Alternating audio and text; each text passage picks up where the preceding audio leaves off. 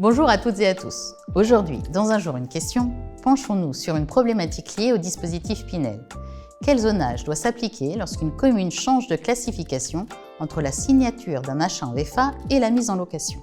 Prenons un exemple pour illustrer le sujet. Imaginez, un investisseur a acquis un appartement en vente en l'état futur d'achèvement en 2022 pour bénéficier du dispositif Pinel.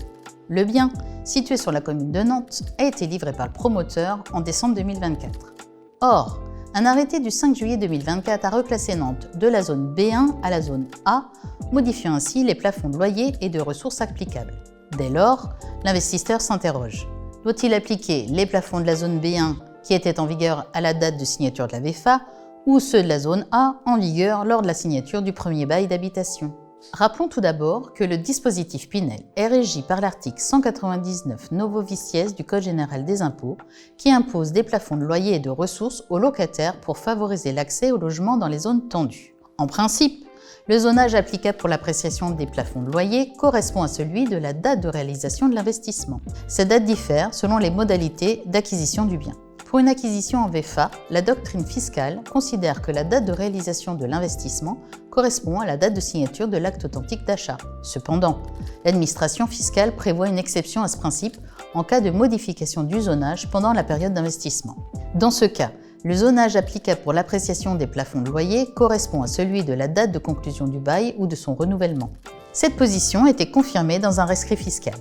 Qu'en est-il dans notre exemple? Le bien a été acquis en 2022 alors que Nantes était classée en zone B1. La commune est passée en zone A, à la suite d'un arrêté du 5 juillet 2024. Entrée en vigueur le 12 juillet 2024. Le premier bail d'habitation sera signé en 2025, après l'entrée en vigueur du nouvel arrêté. Conformément à la réglementation en vigueur, les plafonds de loyer et de ressources applicables sont ceux de la zone A, puisque la signature du bail intervient après le changement de zonage.